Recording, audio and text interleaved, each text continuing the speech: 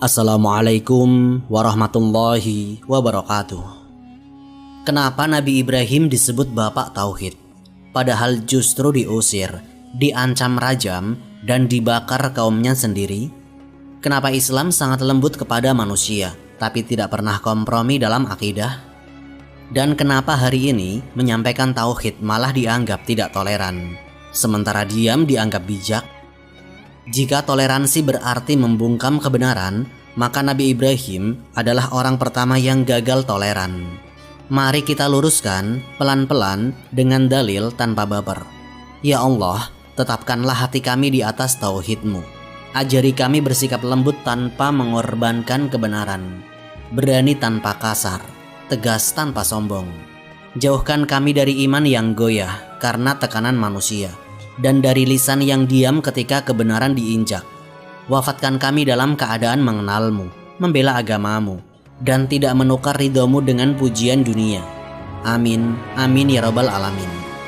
Jika kisah ini membuka cara berpikir Anda bukan sekedar menghibur tapi meluruskan, maka jangan simpan di sini.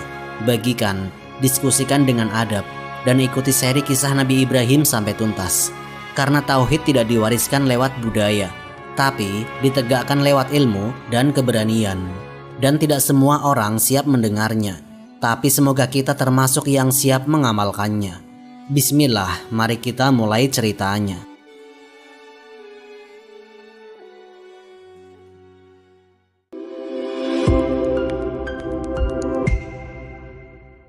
Islam, kemanusiaan, dan kesalahan besar dalam memahami toleransi.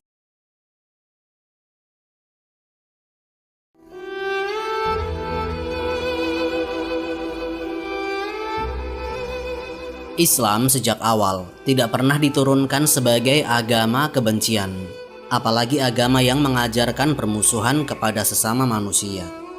Islam adalah agama yang diturunkan untuk mengatur hubungan manusia dengan Allah dan hubungan manusia dengan manusia. Dua-duanya berjalan bersamaan. Maka, siapapun yang memahami Islam hanya dari satu sisi, lalu menuduh Islam sebagai agama intoleran, sesungguhnya sedang memahami Islam secara tidak utuh. Islam tidak pernah mengajarkan untuk membenci manusia hanya karena perbedaan agama, etnis, atau keyakinan. Selama dia masih manusia, maka dia tetap memiliki kehormatan sebagai manusia. Inilah prinsip dasar yang seringkali diabaikan dalam diskusi toleransi hari ini. Banyak orang berbicara toleransi, tetapi lupa bahwa Islam sudah jauh lebih dulu meletakkan konsep itu dengan rapi, terukur, dan bermartabat. Masalahnya bukan pada Islam, tapi pada cara membaca dalil yang sepotong-sepotong. Misalnya, ketika orang membaca ayat-ayat Al-Quran yang menyebut Yahudi dan Nasrani, lalu langsung menyimpulkan bahwa Islam membenci mereka sebagai manusia. Ini kesimpulan yang keliru. Islam mengkritik keyakinan dan perbuatan, bukan membenci manusianya. Setiap hari, kaum muslimin membaca surat Al-Fatihah minimal 17 kali dalam sholat wajib. Di dalamnya ada doa, Ihdinas syiratal mustaqim, syiratal ladzina an'amta alaihim, ghairil maghdubi alaihim waladdallin. Kita memohon kepada Allah agar ditunjukkan jalan orang-orang yang diberi nikmat, bukan jalan orang-orang yang dimurkai, dan bukan pula jalan orang-orang yang sesat. Ketika Rasulullah ditanya tentang siapa yang dimaksud dengan maghdub dan dolin, beliau menjelaskan bahwa yang dimurkai adalah Yahudi dan yang sesat adalah Nasrani. Namun perlu dipahami dengan benar, ini bukan lisensi untuk membenci manusia Yahudi dan Nasrani, melainkan penjelasan tentang penyimpangan keyakinan dan sikap keagamaan mereka. Yang dinilai dan dikritik adalah perbuatan dan ideologinya, bukan kemanusiaannya. Kaidahnya jelas dalam Islam. Yang dibenci adalah kekufuran, kesyirikan, dan penyimpangan akidah, bukan manusianya. Bukti paling nyata adalah praktik Rasulullah sendiri. Tidak mungkin Rasulullah membenci manusia Yahudi, sementara beliau menikahi Safiyah binti Huyai radhiyallahu anha, yang berasal dari keluarga Yahudi. Tidak mungkin Rasulullah membenci manusia Yahudi sementara beliau berdiri ketika ada jenazah Yahudi lewat di hadapannya. Ketika para sahabat heran dan bertanya, Rasulullah menjawab dengan kalimat yang sangat mendasar. Bukankah dia juga manusia? Kalimat ini meruntuhkan seluruh tuduhan bahwa Islam mengajarkan kebencian kepada manusia. Rasulullah membedakan secara tegas antara hak kemanusiaan dan kebenaran akidah. Dalam muamalah, Islam mengajarkan keadilan, penghormatan, dan kebaikan. Dalam akidah, Islam tegas dan tidak berkompromi. Kesalahan besar hari ini adalah mencampur adukan dua wilayah tersebut. Ketika Islam mengkritik kesyirikan, orang menuduh Islam membenci pemeluk agama lain. Padahal Islam sejak awal sudah mengajarkan, jangan mencela sesembahan agama lain, jangan berbuat zalim kepada non-muslim, penuhi hak-hak mereka sebagai manusia. Namun di saat yang sama, Islam tidak pernah diminta untuk menyembunyikan kebenaran akidahnya. Islam keras dalam tauhid, tapi lembut dalam interaksi sosial. Ini bukan kontradiksi, tapi keseimbangan. Karena itu, sebelum kita masuk pada kisah Nabi Ibrahim alaihissalam dan kritik beliau terhadap penyembahan patung, pondasi berpikir ini harus bersih terlebih dahulu. Kalau pondasi sudah miring, maka setiap kritik terhadap kesyirikan akan dianggap kebencian. Padahal dalam Islam, mengajak kepada tauhid adalah bentuk kasih sayang tertinggi kepada manusia. Disinilah letak keindahan Islam yang sering disalahpahami, yaitu tegas pada kebenaran, santun pada manusia. Lakum dinukum waliyadin, batas toleransi yang dewasa. Setelah memahami bahwa Islam tidak mengajarkan kebencian kepada manusia, maka langkah berikutnya adalah memahami batas toleransi dalam Islam. Disinilah sering terjadi kekacauan berpikir. Banyak orang berbicara toleransi, tetapi tidak pernah mau mendefinisikannya secara jelas. Akhirnya, toleransi dipahami secara liar. Semua harus sama, semua tidak boleh dikritik, dan semua perbedaan harus disapu di bawah karpet demi kedamaian. Islam tidak mengenal konsep toleransi yang seperti itu. Islam sejak awal sangat tegas membedakan antara ranah sosial dan ranah akidah. Dua ranah ini tidak boleh dicampur adukan. Dalam ranah sosial, Islam memerintahkan keadilan, kebaikan, tolong-menolong, dan penghormatan. Dalam ranah akidah, Islam bersikap tegas dan tidak berkompromi. Dan dua sikap ini bisa berjalan bersamaan tanpa konflik. Prinsip itu dirangkum oleh Allah Subhanahu wa Ta'ala dalam satu kalimat yang sangat singkat tapi sangat kokoh. Lakum dinukum waliyadin, bagimu agamamu dan bagiku agamaku. Ayat ini bukan sekedar slogan hidup berdampingan. Ayat ini adalah garis batas yang jelas. Artinya, urusan keyakinan adalah urusan masing-masing. Islam tidak ikut campur mengatur bagaimana agama lain menyembah Tuhan mereka. Dan Islam juga tidak rela akidahnya diatur oleh pihak lain. Secara praktis, inilah yang sudah terjadi sejak lama. Kaum muslimin tidak pernah mempersoalkan keyakinan Trinitas yang dianut oleh umat Nasrani. Tidak pernah ada laporan ke polisi hanya karena ada orang yang mengatakan Tuhan itu tiga, atau Tuhan punya anak. Padahal secara akidah Islam, keyakinan itu jelas ditolak dan dikritik oleh Al-Quran. Tapi kritik itu berada di ranah keyakinan internal Islam, bukan ranah kriminalisasi atau pemaksaan. Sebaliknya, kaum non-muslim juga tidak berhak mengatur tauhid Islam. Ketika kaum muslimin mengatakan Allah itu esa, tidak beranak, dan tidak diperanakan, itu adalah hak keyakinan umat Islam. Tidak boleh kemudian ada tuntunan agar Islam menyesuaikan bahasa, menghaluskan istilah, atau bahkan menyembunyikan ajaran tauhidnya demi perasaan pihak lain. Itu sudah masuk wilayah mengatur akidah. Disinilah kesalahan fatal yang sering terjadi. Toleransi dijadikan alat untuk membungkam akidah Islam. Ketika Islam menyebut istilah kafir sesuai definisi syariat, dianggap melanggar toleransi. Ketika Islam membahas patung dalam konteks akidah, dianggap tidak menghormati keberagaman. Padahal istilah-istilah itu adalah bagian dari ajaran Islam yang bersumber dari Al-Quran dan Sunnah. Menghapusnya sama saja dengan menghapus identitas Islam itu sendiri. Namun di sisi lain, Islam sangat jelas dalam urusan muamalah. Bertetangga dengan non-muslim ada aturannya. Harus adil, tidak boleh zalim, tidak boleh kasar, tidak boleh merusak hak-hak mereka. Dalam urusan sosial, Islam tidak pernah mengajarkan eksklusivitas yang kaku. Rasulullah hidup berdampingan dengan berbagai kelompok agama di Madinah. Ada transaksi, ada kerjasama, ada perjanjian, dan ada kehidupan sosial yang berjalan normal. Allah Subhanahu wa Ta'ala berfirman, "Wa ta'amanu 'alal birri wa taqwa, wa la taqwanu 'alal ismi wal udwan." Tolong menolonglah kalian dalam kebaikan dan ketakwaan, dan jangan tolong menolong dalam dosa dan permusuhan. Ayat ini menjadi pondasi kuat dalam hubungan lintas agama. Dalam urusan kemaslahatan umum, pendidikan, kemanusiaan, keamanan, dan kesehatan, Islam membolehkan bahkan menganjurkan kerjasama. Tapi ketika kerjasama itu mengarah pada pengakuan kesyirikan, pembenaran akidah yang batil, atau pengaburan tauhid, maka Islam menarik garis tegas, yaitu berhenti. Inilah toleransi versi Islam, jelas, beraturan, dan bermartabat.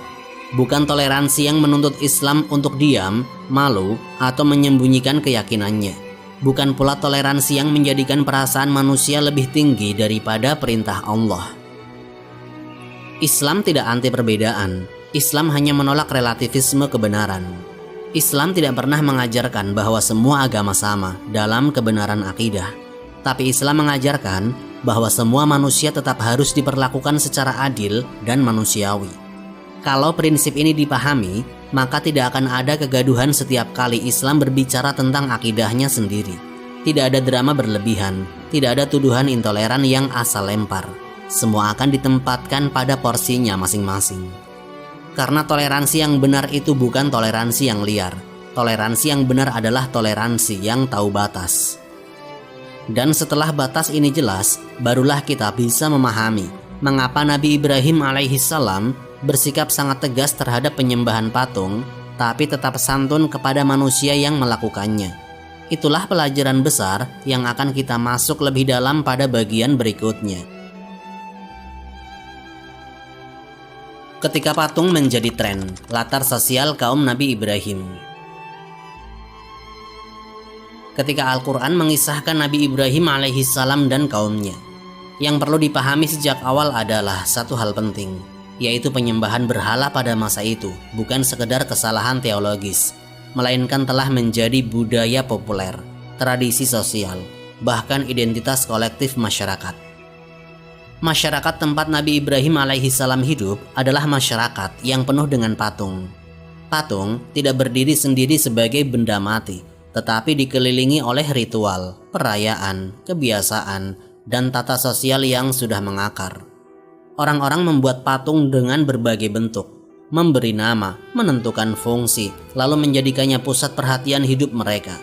Di hadapan patung itulah mereka berdiri lama, berdoa, berharap, takut, dan bergantung.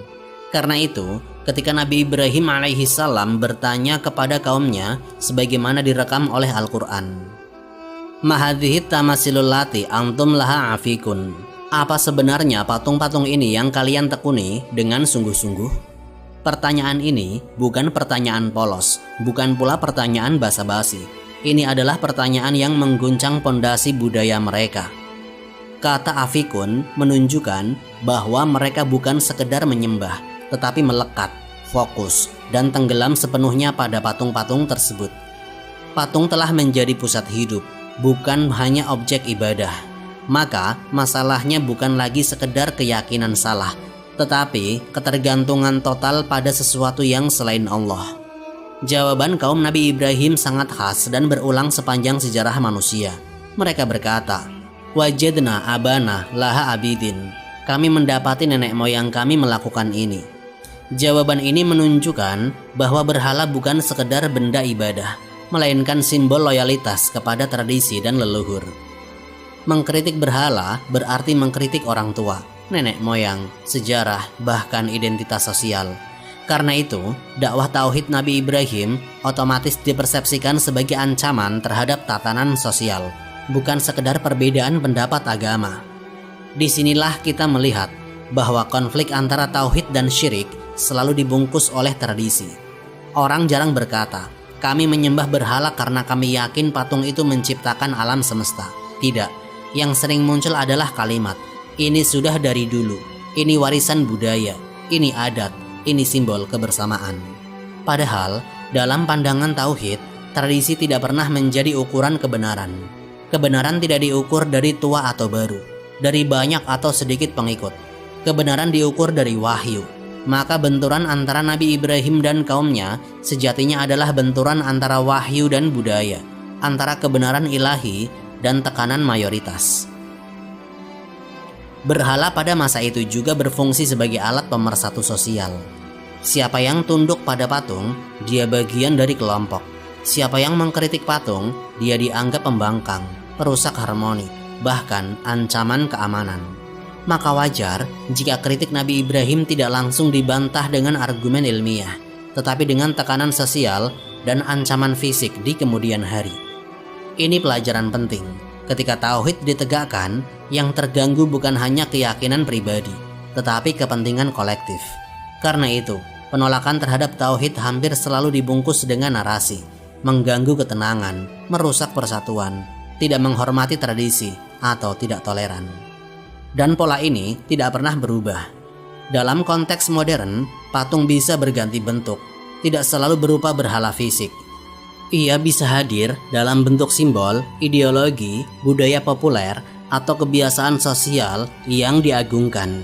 Ketika ada keyakinan yang dikritik oleh tauhid Islam, seringkali yang dibela bukan dalil, tetapi tradisi, bukan kebenaran, tapi kebiasaan mayoritas. Tekanan pun sama, yaitu sudah dari dulu begitu. Semua orang juga melakukannya. Kenapa baru sekarang dipersoalkan? Atau jangan merusak harmoni. Ini persis dengan jawaban kaum Nabi Ibrahim. Tidak ada yang baru dalam penolakan terhadap tauhid. Karena itu penting dipahami bahwa masalah tauhid hampir selalu dibungkus budaya agar tampak netral dan tidak religius. Padahal substansinya tetap sama, yaitu mempertahankan penyembahan kepada selain Allah, meskipun dengan wajah yang lebih rapi dan bahasa yang lebih modern. Nabi Ibrahim alaihissalam tidak langsung memukul, merusak atau menghina. Beliau memulai dengan pertanyaan. Beliau mengajak kaumnya berpikir, karena dakwah tauhid yang benar selalu dimulai dengan membongkar logika yang rusak, bukan dengan emosi. Maka, sebelum kita menilai sikap Nabi Ibrahim selanjutnya, penting untuk memahami latar sosial ini, agar kita tidak membaca kisah beliau secara naif. Ini bukan cerita tentang orang baik melawan orang jahat.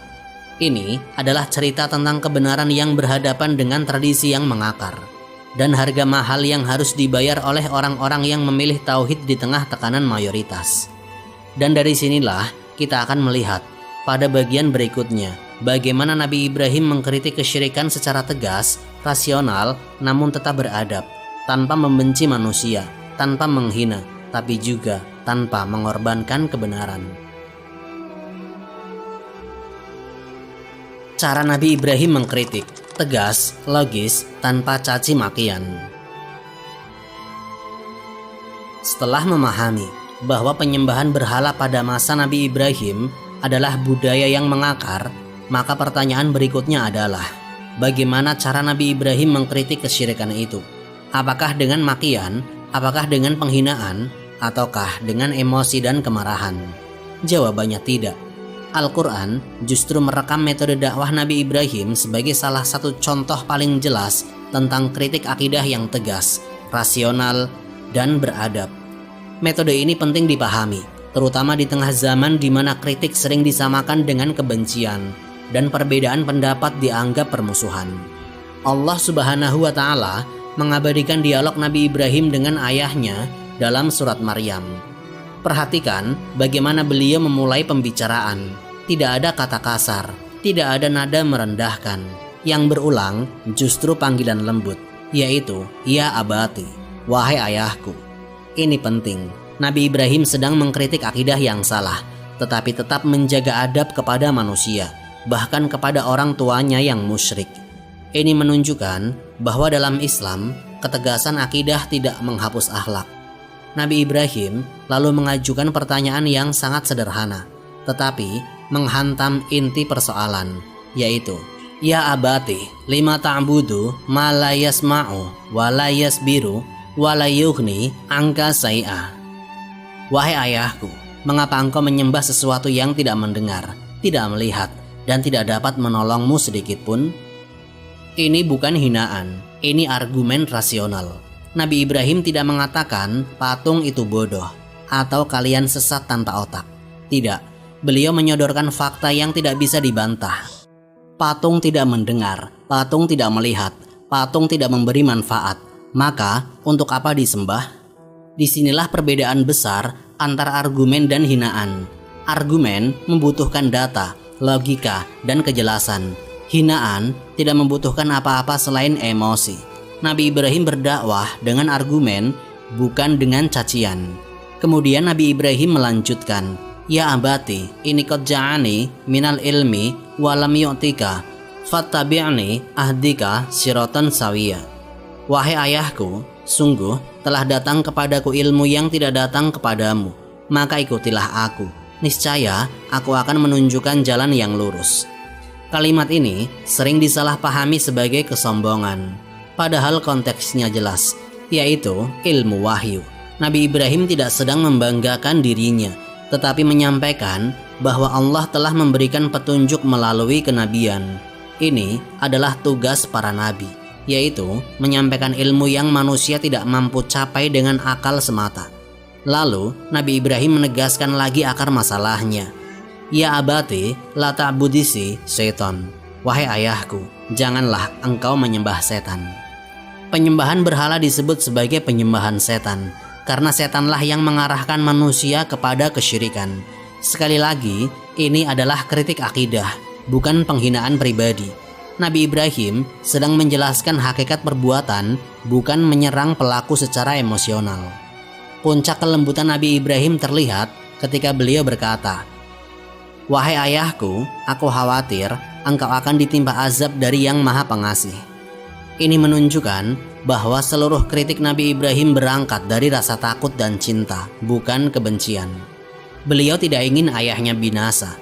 Ini inti dakwah, menyelamatkan manusia, bukan memenangkan debat. Namun apa balasan yang diterima Nabi Ibrahim?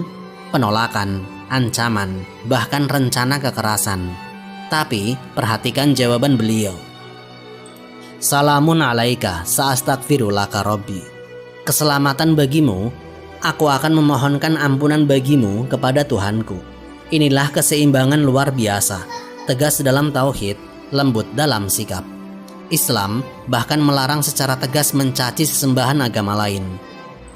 Allah berfirman dalam surat Al-An'am, dan jangan kalian mencaci maki sesembahan yang mereka sembah selain Allah. Nanti mereka akan mencaci Allah dengan melampaui batas tanpa ilmu. Ayat ini menunjukkan bahwa mencaci bukan hanya tidak bermanfaat, tetapi justru menimbulkan kerusakan yang lebih besar. Islam menutup pintu makian, tetapi tidak menutup pintu argumentasi. Dari sini jelas bahwa metode Nabi Ibrahim adalah metode yang menyentuh akal, bukan emosi. Beliau tidak bermain di wilayah perasaan tersinggung, tetapi mengajak berpikir tentang hakikat ibadah, manfaat, dan tujuan hidup. Pelajaran besar bagi para dai dan penuntut ilmu hari ini sangat jelas. Kritik terhadap kesyirikan dan penyimpangan akidah bukan sesuatu yang terlarang.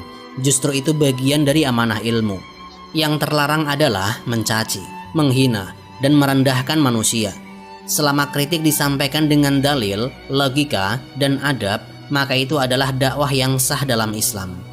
Kalau kritik akidah dilarang, maka seharusnya kisah Nabi Ibrahim tidak ada dalam Al-Quran. Seharusnya ayat-ayat yang mengkritik kesyirikan tidak diturunkan. Tapi faktanya, semua itu ada, dibacakan, dan dijadikan pelajaran sampai hari kiamat. Karena itu kesimpulannya juga jelas. Kritik akidah boleh, bahkan wajib, selama berilmu dan beradab. Tauhid tidak bisa ditawar, resiko menyampaikan kebenaran. Setelah Nabi Ibrahim alaihissalam berdakwah dengan cara yang paling santun dan rasional, satu hal harus dipahami sejak awal, yaitu kebenaran tidak selalu disambut tepuk tangan. justru seringnya disambut dengan penolakan, ancaman, atau kekerasan. Tauhid sejak dulu memang tidak ramah terhadap status quo. Reaksi pertama datang dari lingkungan terdekat, yaitu keluarga. Ayahnya sendiri menolak dengan keras.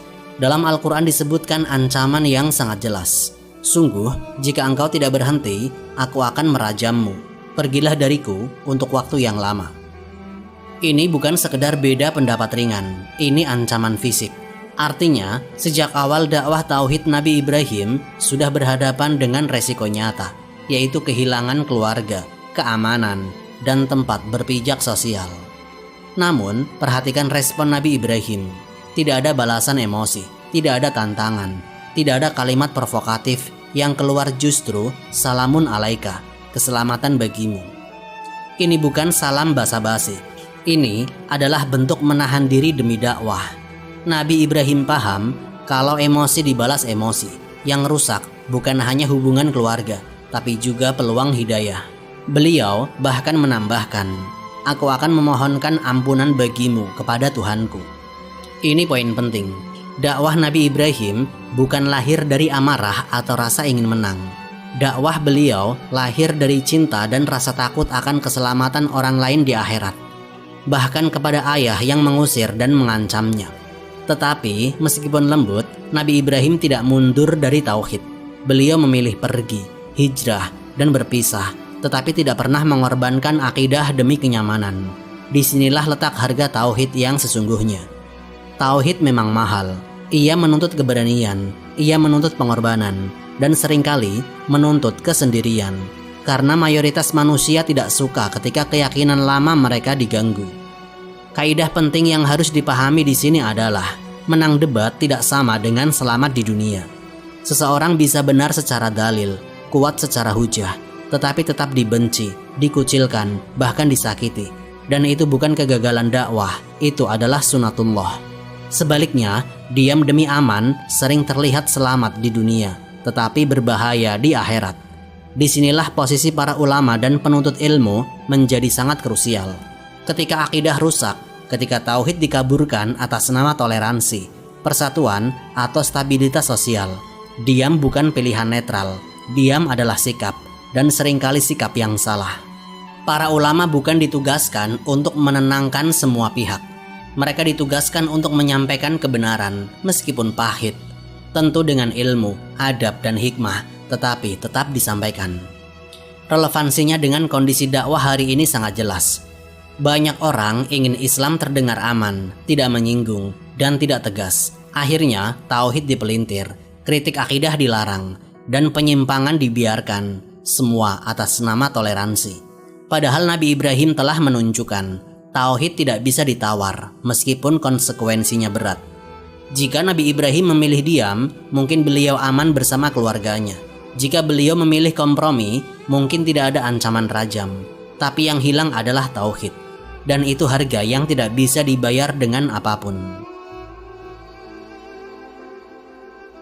Pelajaran untuk zaman sekarang, dewasa, berilmu, dan tidak baper. Setelah melihat perjalanan Nabi Ibrahim alaihissalam dari awal hingga akhir, satu hal menjadi sangat jelas, yaitu masalah terbesar umat ini bukan kekurangan toleransi, tapi kebingungan memahami batasnya. Dan ironisnya, kebingungan itu justru banyak terjadi di internal kaum muslimin sendiri. Kita hidup di zaman yang aneh. Toleransi sering diukur bukan dengan keadilan atau akhlak, tetapi dengan seberapa cepat seseorang tersinggung. Muncullah fenomena yang bisa disebut sebagai toleransi baperan. Sedikit kritik dianggap kebencian. Sedikit penegasan akidah dituduh ekstrim. Padahal Nabi Ibrahim sejak awal berdakwah justru dengan kritik yang jelas dan terbuka. Lebih parah lagi, sebagian kaum muslimin mudah menghakimi ulama. Bukan karena salah dalil, tetapi karena tidak sesuai dengan perasaan atau selera zaman. Ulama yang berbicara tauhid dibilang keras. Ulama yang meluruskan kesyirikan dituduh memecah belah. Lucunya, yang menuduh seringkali tidak bisa membedakan mana kritik ilmiah dan mana hinaan. Pokoknya, kalau tidak nyaman, langsung dilabeli negatif. Ini tanda masalah serius, yaitu emosi mengalahkan ilmu. Standar ganda pun merajalela. Di satu sisi, umat Islam diminta menghormati semua keyakinan, tidak mencampuri urusan agama lain, dan tidak mengkritik apapun.